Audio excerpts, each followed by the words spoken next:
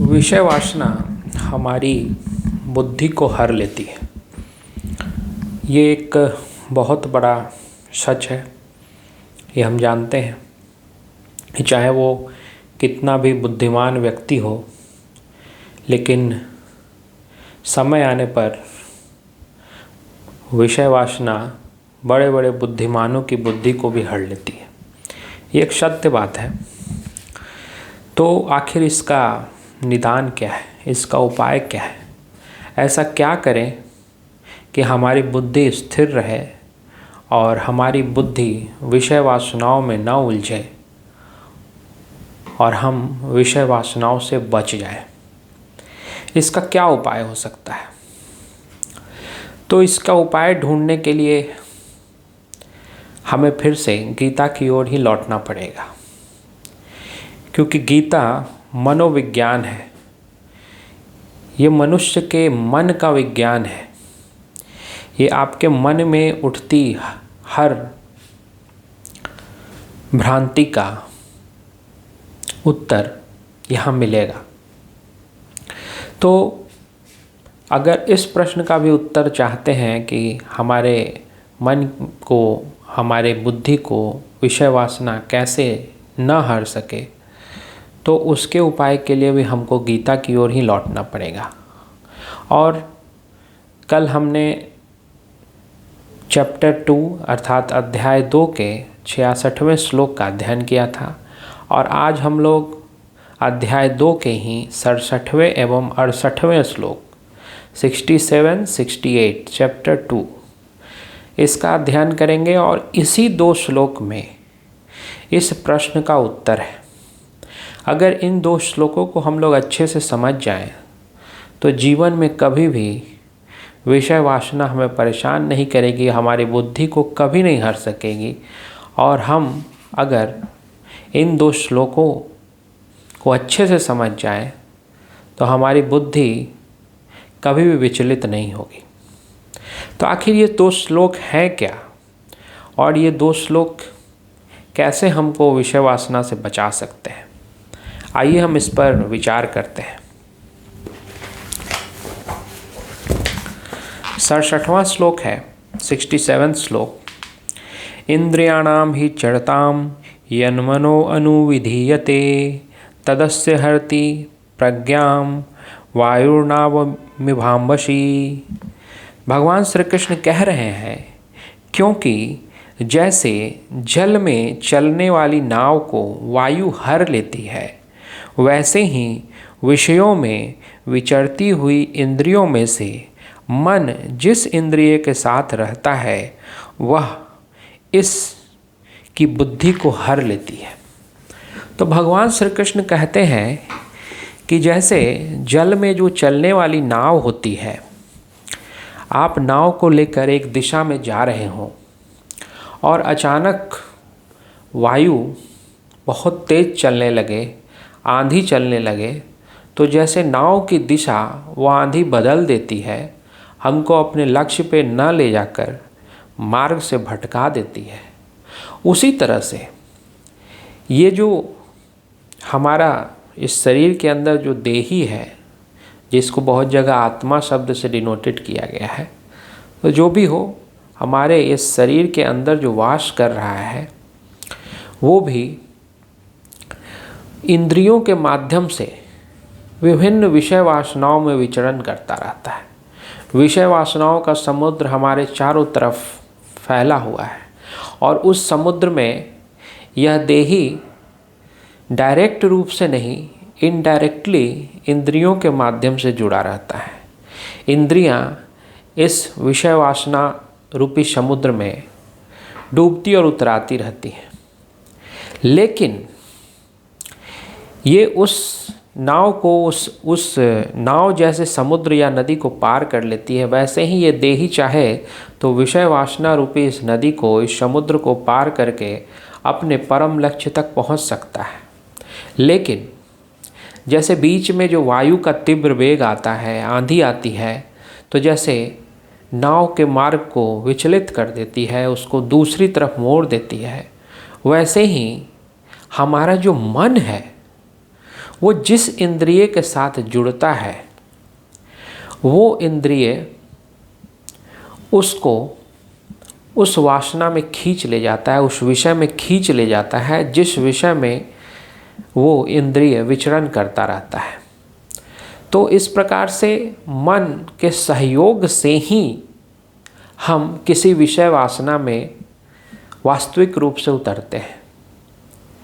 आपने देखा होगा कि कभी आपका मन जो है किसी काम में बहुत संलग्न हो, बहुत गहराई से, बहुत एकाग्रता से अगर आप कोई काम कर रहे हो और उस समय आपके बगल से कोई गाड़ी गुजर जाए या कोई कुछ कह रहा हो और आपको सुनाई नहीं देता, आप सुन नहीं पाते। क्यों नहीं सुन पाते? आपने कभी ध्यान दिया है? क्योंकि आपका मन, सुनने का कार्य आपके कान करते हैं, आपकी कर्ण इंद्रियां, ये कान को कर्ण इंद्रियां कहा जाता है। तो सुनने का काम ये कान करता है। तो कान तो उस समय भी काम कर रहा था जिस समय आप किसी काम में एकदम गहराई से डूबे थे, फिर भी आपको किसी की बात क्यों नहीं सुनाई दी? तो इसका कारण है कि कान तो इंद्रिय है, वो अपना काम जरूर कर रहा था, लेकिन आपका मन उस कान के साथ जुड़ा हुआ नहीं था। आपका मन किसी और काम में बहुत गहराई से डूबा हुआ था। तो जब मन का सहयोग कान को प्राप्त नहीं हुआ तो कान कुछ भी सुन नहीं सका, उसको सुनाई ही नहीं देता है। उसी तरह से मन का सहयोग नहीं होने पर इंद्रिय, हमारी जो इंद्रियां हैं वो किसी भी विषय वासना में नहीं उतर सकती, उससे संलग्न नहीं हो सकती।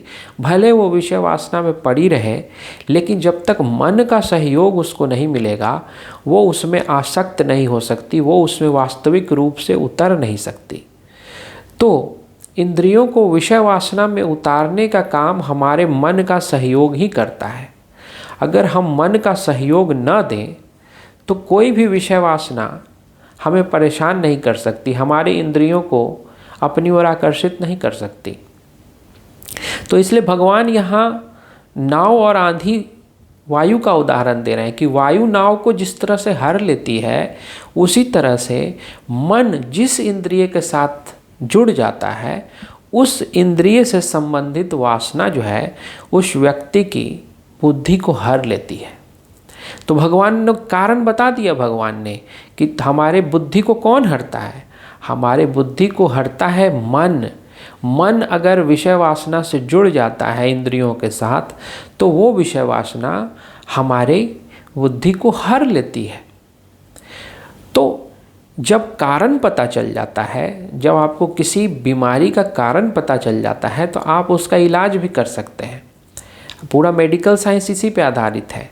जैसे ही किसी रोग का मूल कारण पता चल जाता है तो फिर वैज्ञानिक उसका उपाय भी ढूंढ लेते हैं, उसका निदान भी ढूंढ लेते हैं। तो भगवान पहले 67वें श्लोक में आपकी बुद्धि कैसे हरी जाती है, कैसे हर ली जाती है, उसका कारण बतलाते हैं और फिर अगले श्लोक में उसका उपाय भी बतलाते हैं कि अगर बुद्धि को स्थिर रखना है तो क्या करना होगा। भगवान कहते हैं, तस्मादस्य महाबाहो निगृहीतानि सर्वशः इंद्रियाणि इंद्रियार्थेभ्य तस्य प्रज्ञा प्रतिष्ठिता। इसलिए हे महाबाहो, जिस पुरुष की इंद्रियां इंद्रियों के विषयों से सब प्रकार निग्रह की हुई है उसी की बुद्धि स्थिर है। तो भगवान कह रहे हैं कि इंद्रियों को इंद्रियों के विषयों से हटाना होगा। निग्रह करने का अर्थ उससे अलग करना होगा।